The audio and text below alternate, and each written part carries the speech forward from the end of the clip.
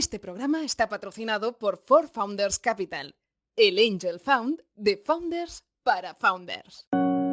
Seed Rocket, el podcast de profesionales para profesionales. Bienvenidos a Seed Rocket Startup School. Hoy de nuevo abrimos las puertas de esta escuela digital. Y digo digital porque, hombre, ojalá fuera presencial, pero ya sabéis cómo está el patio. Así que, oye, qué mejor que escucharnos a través de este podcast, el podcast oficial de Seed Rocket for Founders, y donde, hombre, tenéis ocasión pues de compartir y de aprender de todas esas trayectorias, historias, proyectos, ideas, conceptos a través de nuestras invitadas e invitados. Hoy no va a ser excepción, como siempre, y como maestro de ceremonias. Jesús Moleón, ¿cómo estás? Bienvenido. Pues muy bien, aquí estamos. Hoy estamos de viernes, caluroso de julio, pero muy contento de tener aquí a Juanjo, que Juanjo Mostazo es colega porque trabajó conmigo, coincidimos en Trovit y pues me apetece mucho pues poder explicar, bueno, que él nos explique su historia y yo también entrar más en el detalle. ¿Buscas buenos developers para tu empresa? No pierdas de vista Assembler School, la universidad del futuro, que forma a desarrolladores de software a través de una metodología disruptiva, 100% práctica, enfocada a las necesidades reales de las empresas, sin clases ni profesores. Los alumnos de Assembler School ya trabajan en empresas tecnológicas de referencia como Marfil, Redpoints, Xiaomi o TAPS. Si necesitas programadores full stack, frontend y backend con un nivel top para incorporar en tu empresa o startup, contacta con Assembler School en info@assemblerschool.com y recibe un asesoramiento gratuito junto con perfiles profesionales filtrados según tus necesidades. Y nada, Juanjo, paso directamente a darte la bienvenida. ¿Cómo estás? Hola, buenas tardes, muy bien, gracias. Primero agradeceros que me invitéis a participar en el podcast. Oye, Juanjo, mira, lo que me gustaría es que tú eres ingeniero, ¿no? No sé, eres ingeniero informático, entiendo. Lo que me gustaría es que nos explicaras un poco tu background, ¿no? De cómo llegas, que nosotros coincidimos en Trovit, pero cómo llegas a cofundador de una empresa de juegos en Francia, pero si nos puedes explicar un poco el principio, por dónde empiezas y cómo evoluciona tu carrera profesional. Muy bien, claro. Bueno, pues sí, pues primero yo soy de Cádiz y estudié ingeniería informática por la Universidad de Sevilla. Entonces yo cuando termino la carrera, yo me planteo qué quiero hacer con mi vida y, y empiezo pues a ver opciones tanto en España como en el extranjero. Yo tenía claro que en Andalucía no me quería quedar por diferentes motivos, porque yo tenía ganas, entre comillas, como se dice, de ver mundo, ¿no? Y bueno, y en estas pues me sale, encuentro trabajo en Barcelona y de casualidad entro en el mundo startup. Entro en una empresa en Barcelona como mi primera experiencia profesional, como ingeniero informático, como software developer, un sitio que se llamaba Enormo, que era pues por entonces pues nada, un buscador web de propiedades inmobiliarias, ¿no? Que estaban empezando y tal. Entonces, eh, remarco esto porque para mí es como yo entonces ni sabía lo que era una startup. Yo, un poco mi ilusión era quiero trabajar yo recuerdo que apliqué a empresas de videojuegos, apliqué a un Nvidia, incluso fui a Londres a hacer una entrevista con IBM. Eh, entonces yo, un poco en el imaginario de ser de universitario y de tener una carrera profesional exitosa, yo targeteaba una empresa grande. Pero bueno, por historias que no vienen a cuento y del destino, pues acabo en Barcelona y acabo en una startup, de rebote. Y ello me permite pues descubrir el mundo startup y ver pues este tipo de empresas más digitales, dinámicas y tal, y coger experiencia. Coger experiencia hasta tal punto, yo en ese sitio me quedo 9 meses. Y bueno, pues como todas las startups, pues pasaron un momento de crecimiento muy alto, luego un momento de crisis, yo veía un poco la perdiz mareada, también yo era y creo que sigo siendo muy culo inquieto. Y es cuando yo también, imaginaros, ¿no? Con 23 añitos y descubriendo, como decía mi abuela, un Barcelona. Y mi abuela decía, no me voy a Barcelona, me voy a un Barcelona. Fijaros, ¿no? Y descubriendo pues lo que es la vida en la gran ciudad, eh, pues encuentro una oferta de Trovit. Aplico, pues soy como ingeniero informático, y nada, me cogen en Trovit. Y ahí me gustaría detenerme porque la verdad es que Trovit entre comillas, me cambia la vida profesionalmente, pues yo de Trovit entro un niño y salgo hecho un hombre. A mí me gusta ¿Y por qué, decir. Juanjo? ¿Por qué? ¿Por qué? Porque yo entro a Trovit con 9 meses, un año de experiencia profesional, es decir, yo ya había hecho cositas, que ya eso da un paso diferencial con respecto a ser solo universitario, pero bueno, en Trovit tuve la ocasión de realmente ver cómo era una startup por dentro y una startup que iba como un cohete y en pleno crecimiento. Yo cuando entro en Trovit son 25 personas en el entresuelo de la calle Amigo, que aquello eran una panda de amigos, una gran familia, y yo veía que ahí se hacían cosas molonas, cosas guapas, y que encima era una empresa que ya estaba empezando a ser bastante de éxito.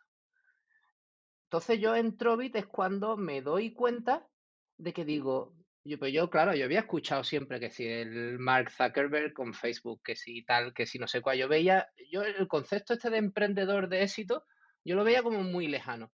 Pero ahora yo entro en un sitio donde veo que hay emprendedores de éxito, que yo los puedo tocar, que yo me tomo una cerveza con ellos, que van en chanclas de la playa a la oficina, como iba yo, y digo, pues mira, esto existe, ¿no? Y si ellos pueden, yo puedo. Ahí es donde en Trovit, primero que aprendo muchísimo profesionalmente, pues voy saltando de una posición a otra, me involucro mucho técnicamente en el core de todo lo que era el producto y el backend del buscador. Porque tú, Juanjo, estuviste haciendo temas de Hadoop, ¿no? En el buscador, muy, ¿no? Si no recuerdo mal, Sí, digo. bueno, en Trovit yo tuve la suerte de primero trabajar con Albert Rivera en todo lo que es la generación de keywords para Trovit, que me ayudó a aprender muchísimo de SEO, al final era parte del core del negocio, y luego estuve bastante involucrado cuando rehicimos todo el backend de Trovit con todo lo que es el procesamiento y la gestión de anuncios. Ahí yo recuerdo uno de los periodos más bonitos de mi vida cuando con Márquez Turlesa, que le mando un saludo desde aquí, un servidor y Raúl Puente, nos encerramos 6 meses en lo que era entonces la sala de juego y dijimos aquí nos metemos y hasta que nos salga el proyecto no nos vamos para adelante. Bueno, y pues salió y nada, muy bien. Juanjo, de Trovit, tecnológicamente, ¿qué aprendiste? No sé si tecnológicamente o de negocio, da igual, pero ¿qué lecciones te sacaste de Trovit? Pues yo aprendo en Trovit cosas que me han servido adelante. Aprendo Big Data, o sea, gestionar y a diseñar sistemas que procesan muchísima información en tiempo real. Aprendo en mi primera experiencia como management, es decir, la primera vez que se me ponen pues un par de personas a las que me reportan a mí, yo tengo que gestionar, pero sobre todo, más que a nivel técnico, lo que yo aprendo es que ser un emprendedor es posible. Es decir, yo ahí es cuando yo me creo y me veo capaz de que yo algún día quiero ser como ellos. Y como que cuando te dicen, que yo escucho muchas veces, es que para ser emprendedor hay que creérselo, primero, antes que nada. Pues yo, en Trovit, yo me lo creí, digo, yo puedo. Y ese fue el mayor, yo creo, Oye, aprendizaje que me y, llevé. y Juanjo, de ahí saltas de Trovit, decides saltar a Mubawap, que son digamos, el idealista de Marruecos, pero que también está en Barcelona. Explícanos un poco también tu experiencia ahí antes de dar el salto bueno, a Alemania, pero luego también antes de empezar tus propios negocios. Explícanos ahí un poco antes de llegar a emprender tú mismo. Pues mira, yo en Trovit estaba muy, muy bien, muy a gusto, hacía cosas muy chulas. A mí la verdad es que me sentí siempre súper cuidado, pero yo veía que a mí me faltaba algo. También, pues, no sé, por ser culo inquieto, Yo al final en Trovit pues era un empleado, ¿no? Y llegué en un momento que tampoco, pues, tuve la ocasión, primero porque entré muy junior y ya la empresa tenía un cierto tamaño, no tenía ningún paquete de stock options ni nada. Entonces, para mí, entonces era muy importante como siguiente paso profesional ir a un sitio en el que yo sintiera que yo tenía esa parte de la empresa, ¿no? Yo quería estar incentivado y ver una empresa más por dentro, pero sentirla mía. Entonces, eso en Trovit no lo tenía. Y aparte yo tenía ganas de aprender muchas cosas de negocio, que en Trovit eso tampoco lo tenía, estaba como muy encapsulado en el apartado técnico. pues encuentro esta job opportunity en Barcelona, que encajaba también mucho bueno, con mis gustos personales, porque, bueno, como hobby yo estudié árabe en la universidad y me gusta mucho la cultura árabe y tal, y bueno, entonces era como, vamos a hacer lo mismo que Trovit, pero en el mundo árabe. Y encima, entrar en una fase más temprana, donde me daban la ocasión de aprender cosas de negocio, de participar en el día a día de la empresa desde el punto de vista de management. Aunque yo no tuviera voto, pero sí voz. Pues eso es lo que me anima a cambiarme y a, bueno, pues empezar en Mubagua. Esa es un poco la decisión. Y allí me quedo 9 meses, porque también la empresa pues tuvo sus altibajos y decidieron luego pivotar. Yo, por un tema también de personal, decido irme de Barcelona. Pero bueno, me sirvió muchísimo esos 9 meses o un año que estuve en Mobawap para ver realmente lo que era una startup por dentro, desde un punto de vista más de gestión, administración, toma de decisiones estratégicas, salir un poco de la burbuja tech, que es un poco el gran problema que creo que tenemos los techies. Y Juanjo, ¿cómo llegas a montar Bitmotion, que es una compañía de AdTech en el mundo mobile, en Francia? O sea, ¿cómo llegas a ese momento? Vale, pues yo después bueno, de una crisis personal, por decirlo de alguna manera, con 20 y tantos años, yo me decido tomar un año sabático. Y en ese año, después de mi estancia en Barcelona, y en ese año sabático, pues bueno, entre otras cosas, viajo mucho. Es una historia muy larga, la voy a intentar hacer corta. Y bueno, básicamente cogí el coche en Barcelona, me fui a Rusia y volví a Cádiz. Pegué 12.000 kilómetros dando vueltas por Europa y visitando muchos países y haciendo mucho couchsurfing y tal. Y bueno, ahí conocí en ese viaje una persona que con el tiempo se convertiría en la que es hoy la madre de mis hijos, en que era alemana.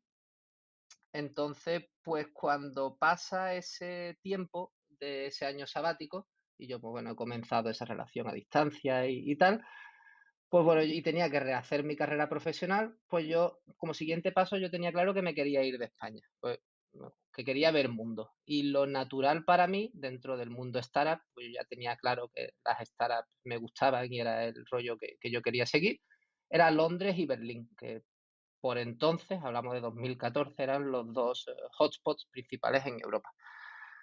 Y nada, pues la decisión entonces entre esas dos cosas estaba clara por la relación a distancia que tenía, por estar cerca de ella, y tampoco yo perdía profesionalmente. Entonces, pues decido irme a Berlín.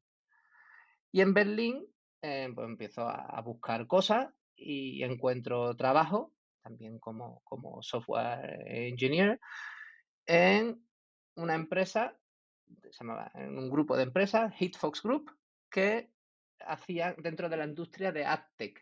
Que esto es muy importante remarcarlo porque es como en la industria en la que luego he seguido hoy en día y he sido emprendedor. Pues en Hitfox, en esta empresa en Berlín, ahí pues era una especie como de grupo de empresas con varias empresas hijas, pues entro en una new venture prácticamente de ese grupo como primer ingeniero, con 3 o 4 personas que habían ahí que estaban intentando hacer cosas, ¿no? Y esas cosas que hacían básicamente eran media buying. Es decir, ahí, bueno, en las diferentes empresas del grupo, pues una se dedicaba a temas de publicidad dentro de juegos, otra era publicidad dentro de aplicaciones móviles, otra era web, todo relacionado con el mundo de tecnología orientada a publicidad, que es AdTech, pero con diferentes focos, lo tenían montado así. Y nosotros, pues nos pusieron en una esquina, digamos, y decir, bueno, hacer un experimento y vamos a intentar hacer una manera óptima de hacer media buying, que es comprar media. Es decir, vamos a intentar comprar publicidad que sea barata y maximizar la monetización de esa publicidad, que fue lo que nos dedicamos a durante pues prácticamente un año. La verdad es que nos fue bastante bien. También que nos compraron básicamente uno de nuestros hermanos dentro del grupo. Yo ahí no era emprendedor, yo tenía stock options, entré como uno de los era pues el empleado número 4 o 5 de esa pequeña compañía, pero a eso nos sirvió mucho para hacernos muy, muy expertos en el mundo, ese año de experiencia en el mundo mobile, en la compraventa inteligente de publicidad. Porque a nosotros, no sé si me extiendo mucho, pero un poco lo que hacíamos, la madre del cordero y lo novedoso era que conseguíamos comprar impresiones, es decir, nosotros, y monetizábamos installs, downloads. Es O decir, que sea, tú, tomábamos riesgo. tú como agente, no como agencia, sino comprabas barato y luego la monetización es vendías esa publicidad a terceros y te quedabas un margen, entiendo. Claro, nosotros teníamos en nuestro demand, nosotros lo que teníamos en stock eran empresas, eran aplicaciones que querían conseguir usuarios para las Vale, aplicaciones, y a querían ti conseguir usuarios. te daban un precio, ¿no? Y tú Y a intentabas mí comprar a otro me daban un precio. precio exacto, a nosotros nos pagaban por install, es decir, tú me consigues 1000 descargas, yo te voy a dar 1 euro por cada descarga. Y entonces nosotros nos teníamos que buscar la vida para traerles esos installs. Y tomábamos riesgo y comprábamos en CPM, comprábamos impresiones. Pero claro, nosotros no teníamos que ser muy inteligentes en cómo comprábamos la publicidad para conseguir minimizar el precio de compra de esas impresiones, pero maximizando la calidad del tráfico que conseguíamos para conseguir esos installs. Es En decir, un hacíamos una minuto, labor de arbitraje. ¿cómo lo hacía, Juanjo? ¿Cómo lo hacíais? Pues ahí es donde está la chicha y fue luego el germen de lo que sería luego Bitmotion. Pues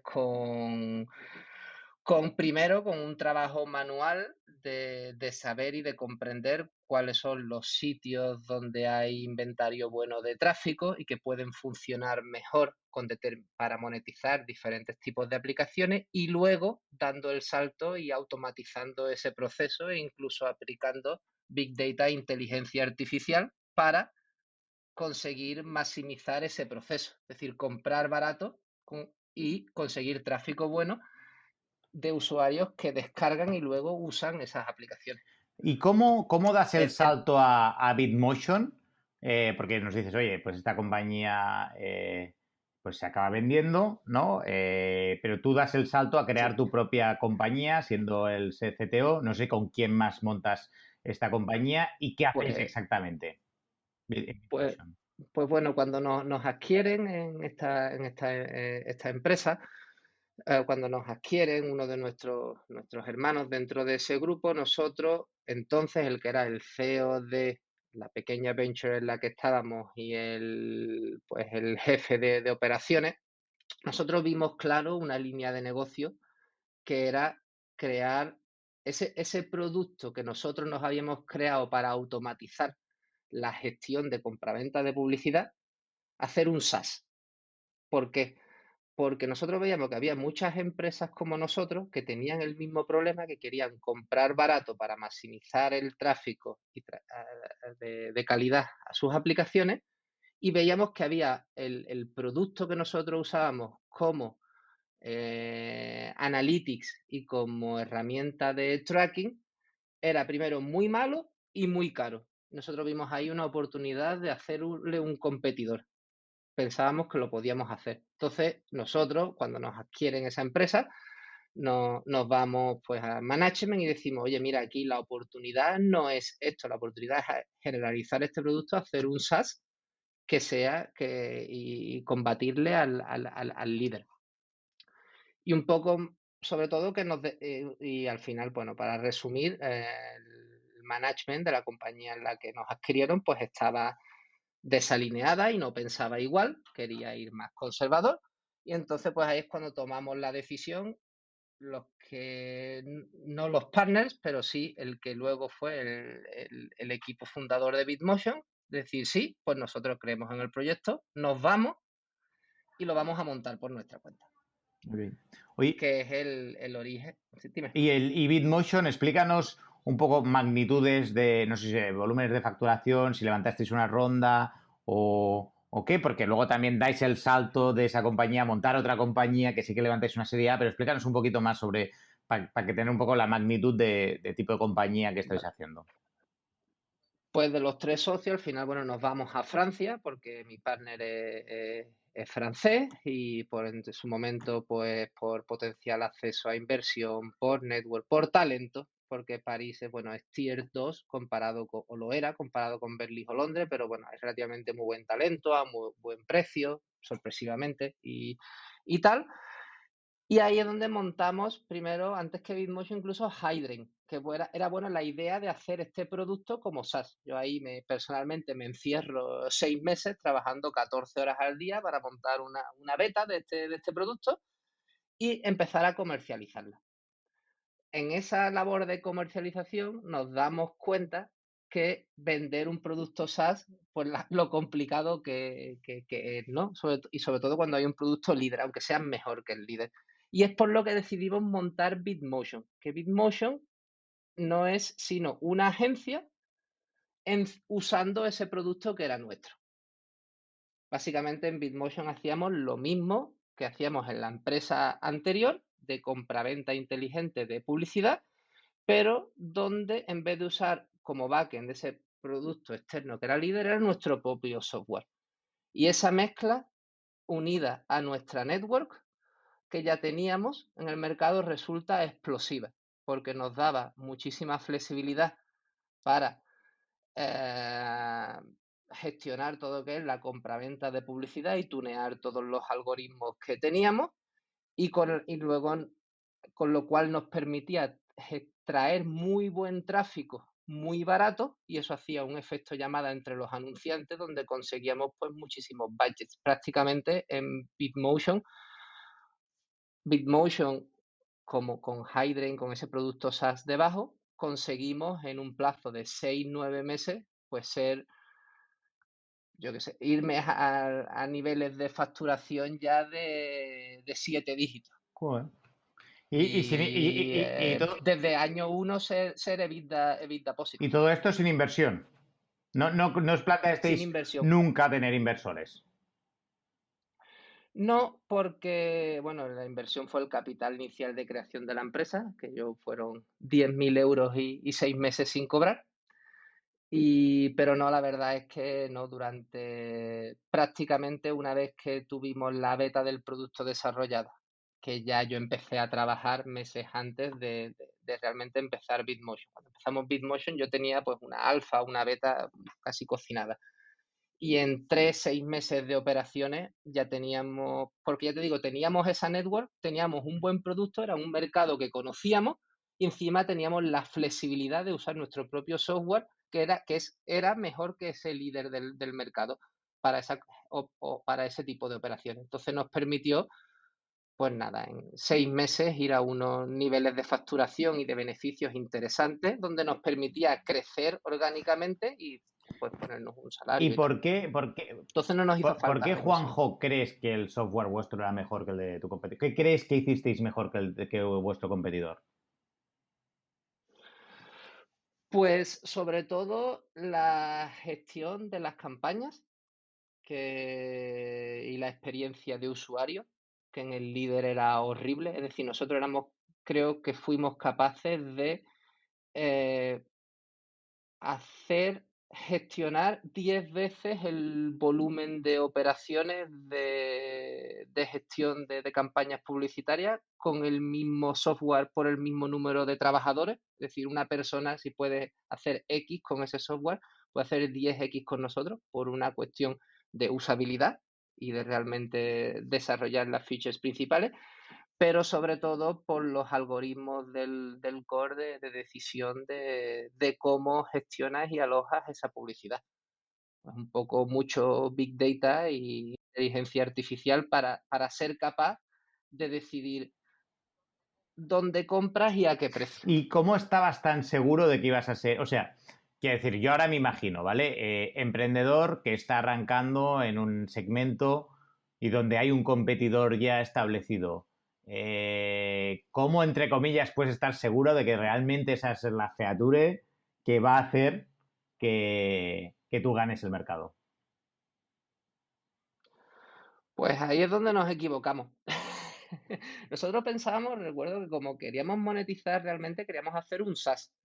Y nosotros desarrollamos ese SaaS, de hecho tuvimos varios clientes y llegamos a tener 1 millón de ARR, de facturación en ese SaaS. Pero nos encontramos muchísimas barreras para escalar el negocio porque por muy bueno que fuéramos, sacar a un líder de una posición dominante era muy complicado. Y nos iba tan rematadamente bien con Bitmotion, con esa agencia que habíamos montado encima de nuestro producto, ya en el segundo año, a unos niveles de facturación pues muy, muy interesantes, que nos hizo perder el foco en el SaaS y hacer un pivote de decir, pues bueno, esos esfuerzos no los vamos a poner en ese software, sino los vamos a poner en maximizar las features que nos hacen falta para esa agencia nuestra que es Bitmotion, llevarla a la luna. Así que, bueno, hay como un pivote ahí estratégico. Empezamos queriendo hacer un SaaS y montamos nuestra agencia encima de ese software para un poco hacer QA y tener un beneficio a side, pero con el tiempo nos va tan bien en la agencia que decidimos dejar de lado el modelo SaaS y centrarnos en esas features, en esa optimización de los algoritmos de compraventa de tráfico para maximizar nuestras operaciones. Oye, y durante 6 años, bueno, ahora explicaremos, ¿no? Pero es una compañía que creasteis hace 6 años. ¿Qué has visto de evolucionar en Francia, ¿no? Porque yo personalmente creo que Francia o París especialmente, ¿no? Ha cambiado el paradigma totalmente de startups y de cómo se mueven las cosas en el mercado europeo. No sé si tú me puedes dar un poco ahí de feedback de qué has visto estos 6 años ahí en Francia.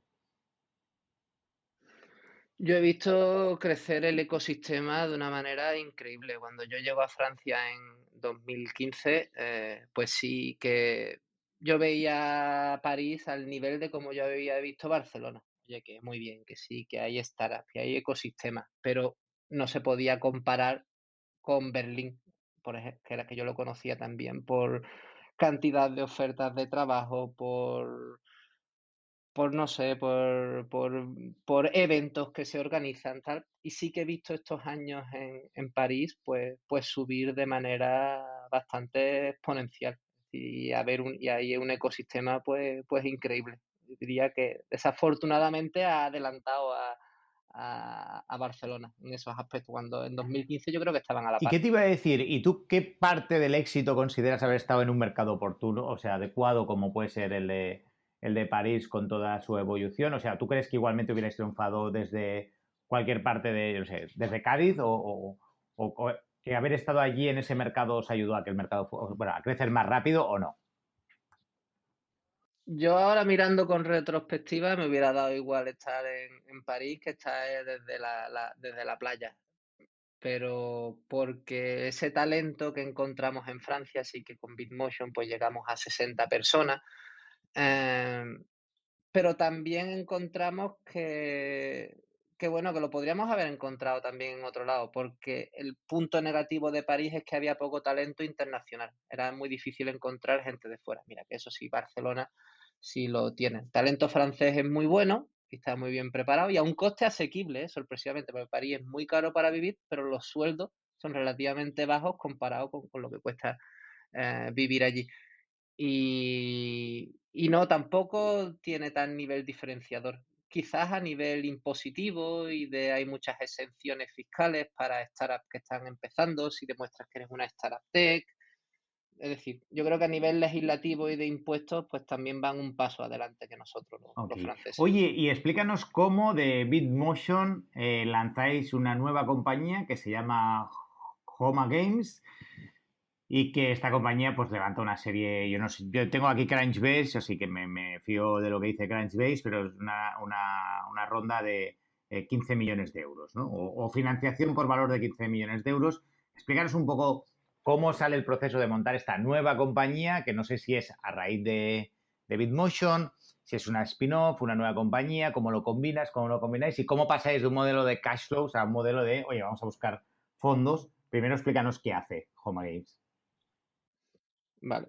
Pues primero, antes que nada, comentar que Bitmotion era un negocio puramente oportunista. Nosotros vimos un momentum muy claro, con una oportunidad de mercado, una necesidad, que era el performance mobile marketing, aplicaciones que querían traer muchos usuarios en un momento de hype, y es cuando desarrollamos ese producto. Pero ya 3 o 4 años atrás, o sea, ya en el tercer, cuarto año de Bitmotion, nosotros veíamos que era, primero porque la industria de AdTech evoluciona muy rápido, y veíamos ya que había cosas que estaban cambiando muy rápido que nosotros no podíamos controlar. Por ejemplo, nosotros éramos expertos en publicidad de aplicaciones dentro de otras aplicaciones. Es decir, nosotros no hacíamos nada de Facebook o en Google, nada. Veíamos también que es una industria donde cada vez había mucho más fraude, desafortunadamente. Y eso daba mucha intranquilidad a los anunciantes. Cada vez los budgets, o sea, el dinero que los anunciantes estaban dispuestos a gastar eran más bajos en este tipo de canales con respecto a otros canales donde les daban más confianza, como Facebook, Google y tal. Entonces nosotros veíamos que éramos blockbuster, que sí, que estábamos en un momento muy bueno, pero ojo que el DVD está llegando, o Netflix está llegando. Y lo vimos claro y vimos que teníamos que empezar otra cosa.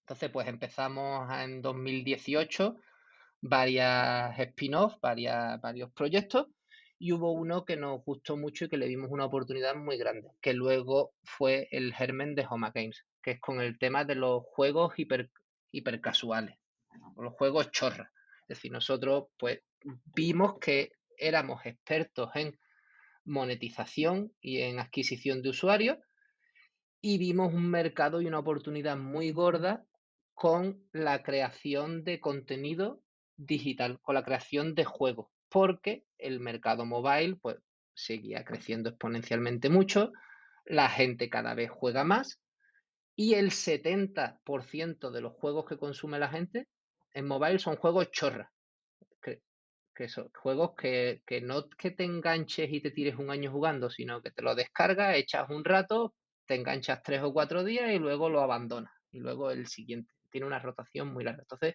es un mercado que se llama el mercado hyper casual, bueno, que tiene unas características muy especiales. Pero vimos que ahí había una oportunidad. Y de hecho, había un player en Francia que estaba haciendo eso y le iba muy bien. Y ya para terminar, vimos que había ese expertise que teníamos nosotros en compraventa de publicidad, se complementaba muy bien con muchos estudios de videojuegos que eran muy buenos haciendo juegos, pero que eran muy malos monetizando. Entonces el modelo inicialmente era muy claro. ¿Qué tal si hacemos un win-win? Y tú dedícate íbamos a un estudio y le decíamos, tú dedícate a hacer lo que tú sabes, que es hacer un juego, y yo te voy a ayudar a optimizar ese juego de cara a generar public, a ganar dinero con public, y encima te lo voy a publicitar. Y si eso da beneficio, pues bueno, hacemos un revenue share de las condiciones que toquen. Esa es un poco la idea de Homa Games. ¿Y qué te iba a decir? Empezamos a hacer pruebas. En este modelo, si lo he entendido bien, o sea, tú vas a gente que produce juegos y dice, oye, yo te ayudo a monetizarlos y aparte a captar tráfico, por lo entre comillas, arbitras, ¿no? Eso es un poco lo que he entendido. Sí, bueno, le llevamos todo lo que es la gestión de las campañas. Decimos al estudio que se dedique a crear esos juegos, que son a lo que son buenos, y que nos deleguen totalmente todo lo que es la captación de usuarios, la monetización, el Y no marketing les digital. dices cómo tienen que ser los juegos, si tienen que cambiar algo o no. O sea, al final, entre comillas, entiendo que tú eres como el productor, ¿no? Y los ayudas a monetizar, les ayudas a captar tráfico, y eso entiendo que te quedas una comisión, pero no les dices, no les dictas las normas de cómo lo tienen que hacer.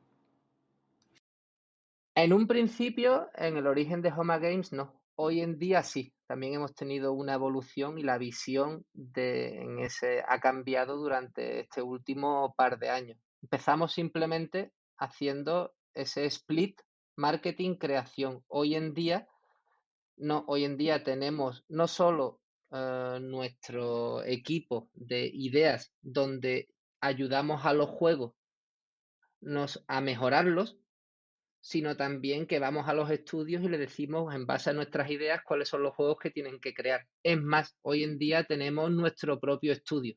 Bueno, más que uno, tenemos 6 estudios ya en Europa.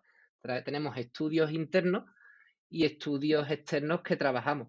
Y el objetivo hoy en día es todo ese software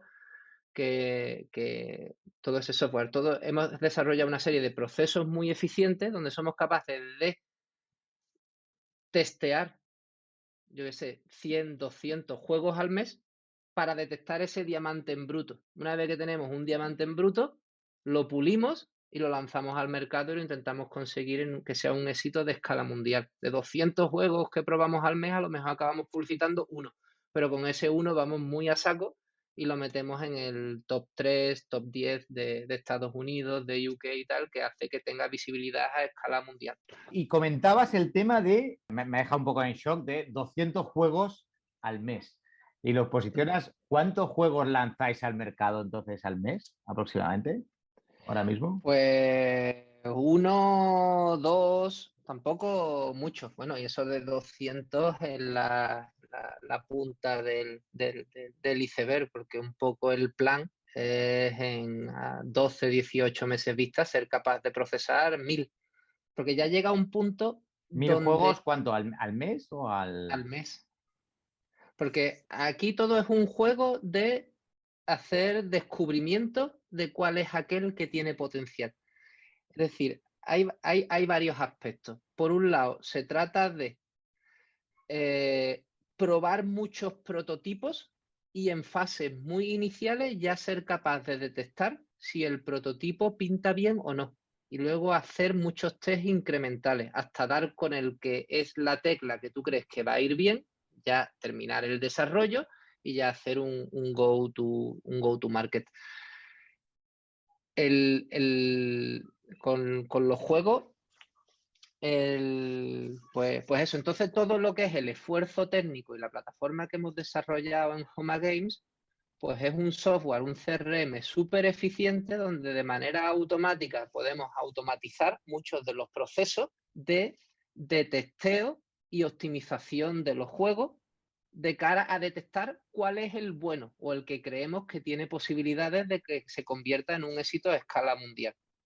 ¿Y Al final tenéis siempre se alguno, trata de... tenéis alguno ya de éxito mundial o Pues bueno, hemos éxito? tenido, sí, bueno, mira, llevamos como desde el principio de Homa Games unos 20, 25 publicados, uno en 2 años, 500 millones de descargas en total a Joder. nivel ¿Cómo se mundial. llama? ¿Cómo se llama este? Y de esos 500 millones, aproximadamente 2/3 partes están split entre 2 juegos que son los que mejor nos han ido. Uno se llama Skyroller.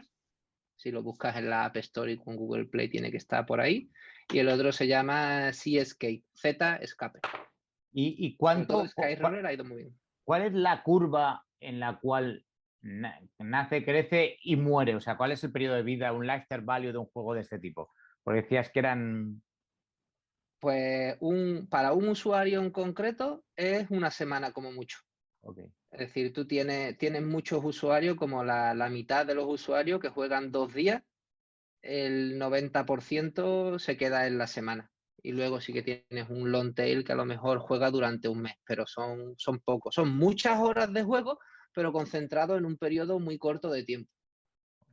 Y, Luego, en la vida del juego, tú al final hay como una curva exponencial de las 2 primeras semanas o el primer mes. Luego estás 2 meses más o menos que estás arriba del todo, ser un top 10 de juegos gratuitos en Estados Unidos, poca broma. Y ya luego empezar a decrecer muy lentamente durante un periodo de vida de un año. vale, o sea, ¿y tú crees, o sea, que en un año es el periodo que a vosotros lo podéis sacar rendimiento y siempre es vía publicidad? Vosotros monetizáis siempre vía publicidad esas... No, siempre no. Es decir, empezamos solo con publicidad y sigue siendo el canal de monetización principal, pero cada vez los juegos van más enfocados también a IAP, In-App Purchases, compras dentro del juego. Pues lo típico, que si quiero en Skyroller al final, porque este tipo de juegos las mecánicas son muy similares, son niveles muchos niveles, donde cada nivel juegas pues 30 segundos, un minuto, terminas y pasas al siguiente nivel. Y entonces a lo mejor entre nivel y nivel pues pones publicidad o pones publicidad embebida dentro de los niveles. ¿Qué pasa? Hay veces que te quedas cogido en un nivel y no lo puedes pasar. Pues bueno, puedes pagar para pasar. Hay veces que quieres tunear y comprarle un skin al personaje. Lo puedes pagar. Hay millones de maneras donde la gente que se engancha, que es bastante, pues está dispuesta pues a pagar para tener unos contenidos únicos dentro de ese juego. Pero es residual. Hoy en día yo diría que no llega al 5 o 10% de la monetización. Ahí. Y una pregunta que a mí, la verdad que a mí me parece difícil montar una empresa que crezca, que triunfe, y me parece, lo más difícil de todo no me parece eso, me parece es justo cuando va bien cambiarla, ¿vale? O adaptarla. O sea, porque yo esto lo he vivido en muchas empresas, pero una es Trovit, ¿no? Trovit llegó a generar 8 millones de EBITDA y se intentó lanzar proyectos paralelos y nunca supimos, ¿vale? No sé si te acordarás que se intentó hasta lanzar un Wallapop, no me acuerdo cómo se llamaba, pero...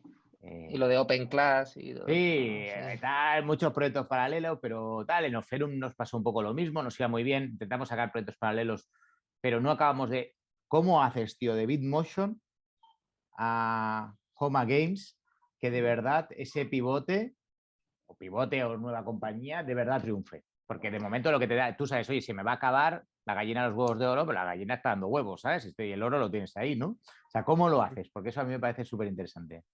Pues eso es bueno, primero sí que es cierto, la gallina seguía dando huevos, seguía dando un EBITDA de 7 dígitos anual de huevos, es decir, que era poca, hubo que tener mucho estómago para decir dejo eso, pero es que lo vimos claro, Jesús, lo vimos claro. Ya la evolución durante el último par de años es que cada vez costaba más, los budgets eran más pequeños y vimos que había una serie de cambios en la industria, cada vez más publicidad en vídeo, que nosotros nunca llegamos a pilotar, que hoy en día es el estándar, poner vídeos como publi. 5 años atrás no era así, porque esto evoluciona muy rápido y cada vez sobre todo veíamos que esas empresas grandes iban más sus budgets a pues a Facebook, a Snapchat, a TikTok, esos players cada vez iban cogiendo, esos canales iban cogiendo cada vez más peso en nuestros clientes grandes que eran los que teníamos, porque nosotros en Bitmotion no teníamos un long tail de clientes muy grandes, teníamos 4, 5, 6, 7 clientes que eran muy tochos, a los que les Yeah. llegábamos su marketing.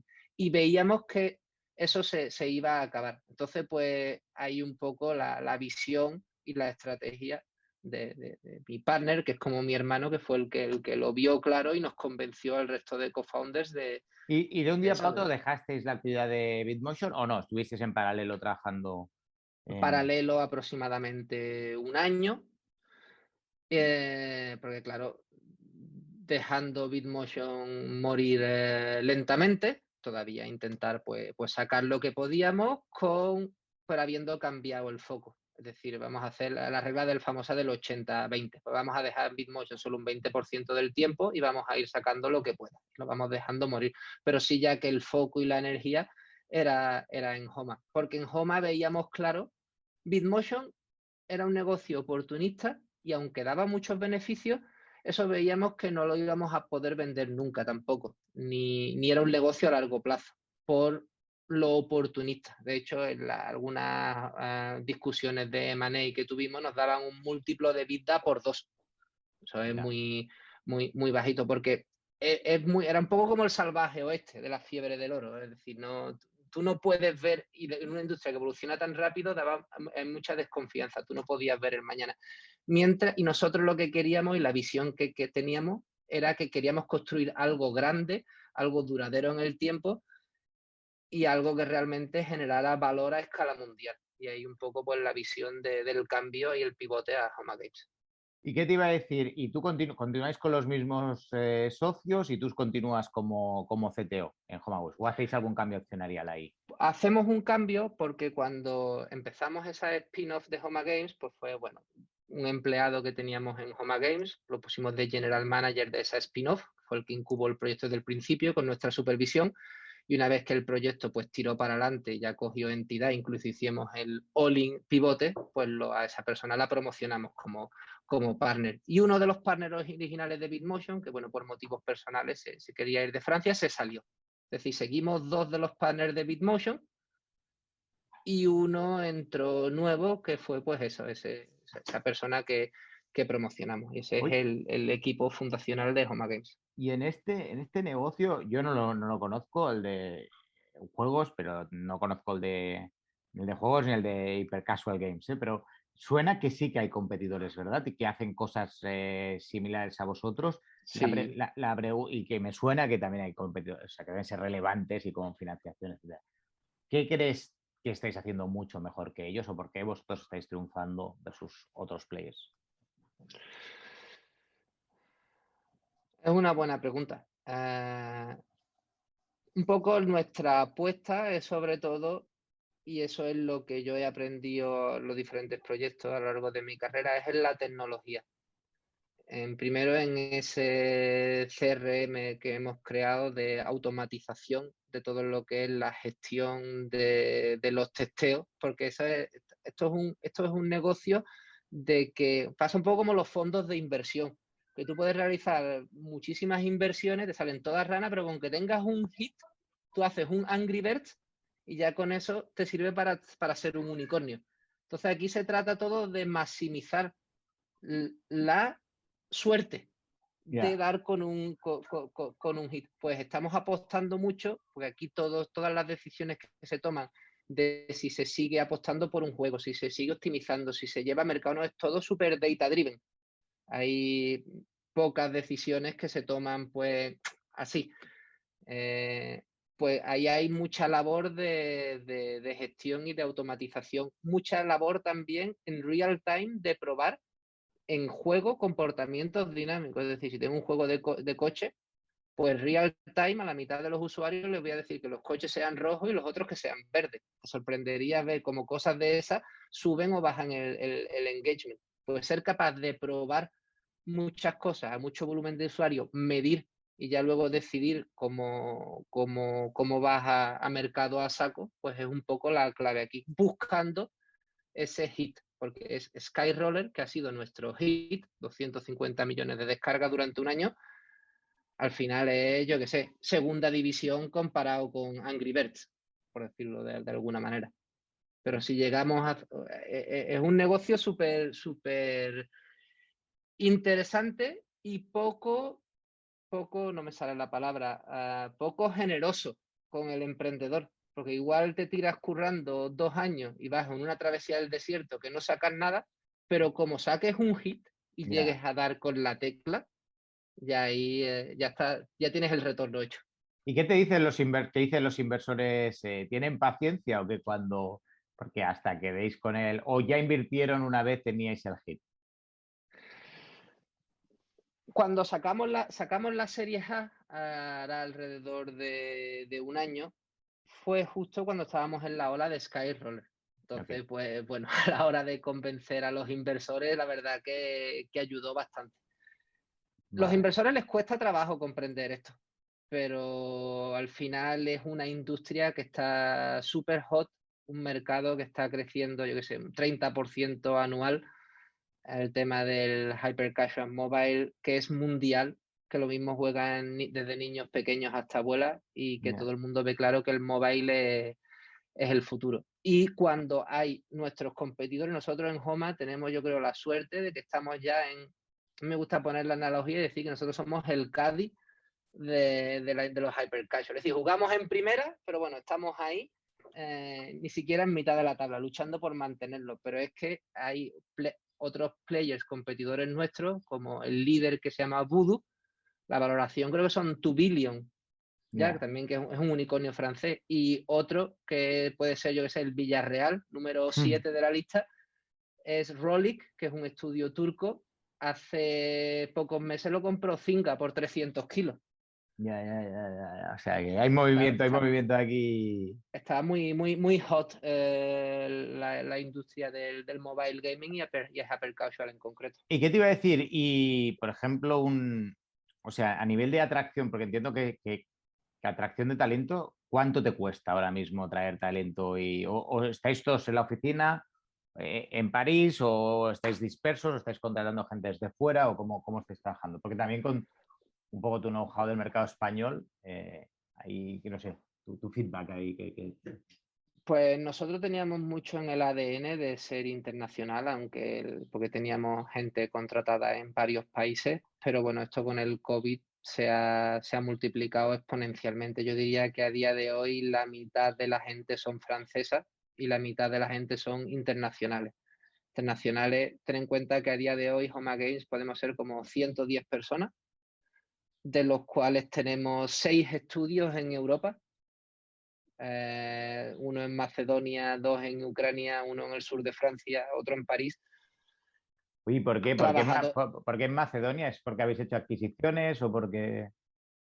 pues hemos visto la oportunidad ahí. Normalmente todo empieza porque contratas a Ok, un lead game developer o a alguien con mucha experiencia y le das oportunidad de hacer sus contrataciones y crear su equipo in-house. ok. Y Visto, en visto. Europa del Este es súper interesante para nosotros porque hay mucho developer de juegos, hay muchos estudios y a un coste muy barato. Ok. Oye, y tengo dos preguntas ya para acabar. Una es, de toda tu trayectoria profesional y como emprendedor y con mucho éxito, las lecciones más relevantes que has sacado, o las dos lecciones más relevantes que tú compartirías, o de que no volverías a hacer, o que has hecho y te han salido bien?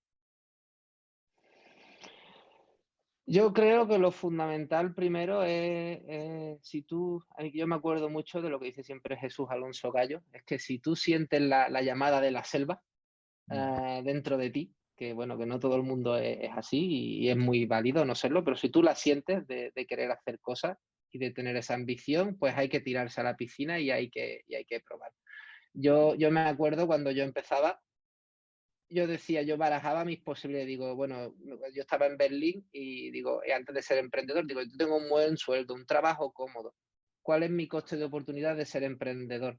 Pues le digo, me puede ir bien y con lo cual perfecto, y me puede ir mal y es todavía bueno, porque el emprender y fracasar, pues voy a tener una experiencia, voy a tener un aprendizaje, incluso se me va a valorar positivamente a nivel profesional. Entonces, para mí era un win-win emprender, era o ganar o ganar.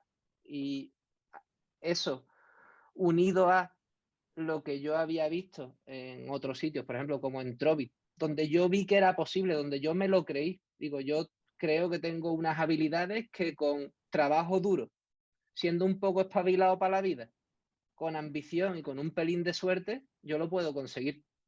Pero hay que empezar por creérselo y por tener esa ambición. Es un poco el consejo que yo daría, y obviamente hay que encontrar un equipo que te complemente, los partners buenos. En mi caso pues éramos 3, yo hacía el Ferrari, otro lo conducía y otro buscaba las carreras, que el equipo estrella, y también muy importante buscar la industria adecuada, algo que esté muy hot, que tenga que se muevan volúmenes grandes, que, que tú veas que haya oportunidades, que sea un poco el salvaje oeste, que haya oportunidades de un nichos, que haya oportunidades, que haya momentum bueno, pues con eso de visión, suerte, espabilado, con el equipo adecuado y en la industria adecuada, y creértelo, para adelante como los de Alicante. Oye, y ahora también adicionalmente, pues yo en los últimos años, bueno, aparte de estar en Seed Rocket, ¿no? Pues convertir en varios proyectos contigo, pero sí que eres un business angel que eres bastante activo, ¿no? Que estás invirtiendo activamente en compañías. ¿Por qué inviertes no solo en la industria esta que conoces muy bien, ¿no? Que es juegos o mobile, sino que tocas pues, diferentes palos? O sea, ¿cuál es tu motivación que te lleva a hacer varios tipos de proyectos? Pues mira, yo en el tema del Angel Investment entré como simplemente diversificación de estrategia de inversión. pues bueno, lo que te comentan, regla número 1, ¿no? Diversifica, ¿no? Un poquito en stocks, un poquito en inversiones más conservadoras, angel investment, que es más a largo plazo, pero con mayor posibilidad de retorno. Y bueno, entonces yo pues veía, digo, pues voy a diversificar aquí, diversificar pues no solo en lo que conozco, sino también en lo que no conozco. Diversificar pues en diferentes tipos de... Yo soy bastante agnóstico con respecto a las inversiones, soy agnóstico con respecto al momento, soy cómodo en una fase más inicial y en una fase más posterior también, pero bueno, luego con el tiempo, y es por lo que creo que he sido más activo, al principio fue un poco un razonamiento mecánico, es decir, tengo que alojar X% de mi portfolio de inversión a esto, ¿no? Para tener un portfolio atractivo. Pero con el tiempo he descubierto que realmente me gusta, he sentido como esa llamada de la selva del emprendimiento para con la inversión, por 2 motivos, porque es que veo que si como business angel y como mentor en los proyectos en los que me involucro y soy capaz de aportar valor y veo que realmente ese valor, en base a mi experiencia y al conocimiento, pues le puede aportar algo a la empresa y veo que con ese valor que aporto se hacen cosas y la cosa va mejor, pues como que me motiva y me hace sentir bien. Y por el otro lado es la parte romántica de voy a contribuir a la sociedad con aquello que la sociedad me ha dado a mí. En el sentido, a mí voy a ayudar a otros emprendedores a que salgan para adelante, a generar ecosistemas y tal. Entonces, pues hay una mezcla ahí, obviamente eso con un egoísmo personal de que quiero maximizar las inversiones, esto no es filantropía, pero sí de revertir un poco de vuelta al ecosistema, lo que el ecosistema me ha dado a mí. Oye, yo ahí coincido totalmente contigo, ¿eh? Esto empieza como un hobby, que empieza como un poco lo que te hubiera gustado tener a ti cuando empezaste, ¿no? Y devolver un poco a la sociedad, ¿no? Y yo creo que es cojonudo. Y luego te acabas dando cuenta que a veces hay dólares, ¿no? Y a veces hay dinero, ¿no? O sea que es... Claro, que hay se que puede... tener mucho cuidado porque esto es peor que ir al casino a veces, ¿no? El componente Sí. ludópata, pero la verdad es que es emocionante y a mí me hace sentir bien ver que soy capaz de ayudar a alguien en las cosas, en los guantazos que me ha dado la vida como emprendedor, pues si soy capaz de ayudar a alguien a prevenir a que se dé ese guantazo desde mi ámbito, que es un poco más a nivel tequi de producto, pues mira, yo me siento satisfecho y realizado. Oye, muy bien, Juanjo, pues muchísimas gracias por tu tiempo, ha sido fantástico, así que gracias por tu tiempo. Gracias por dejarme participar pero no haberos dado mucho la chapa. Be Startup, el servicio para jóvenes empresas innovadoras y tecnológicas del Banco Sabadell con SeedRocket Startup School. Síguenos en Twitter, @SeedRocket, y si deseas más info, www.seedrocket.com.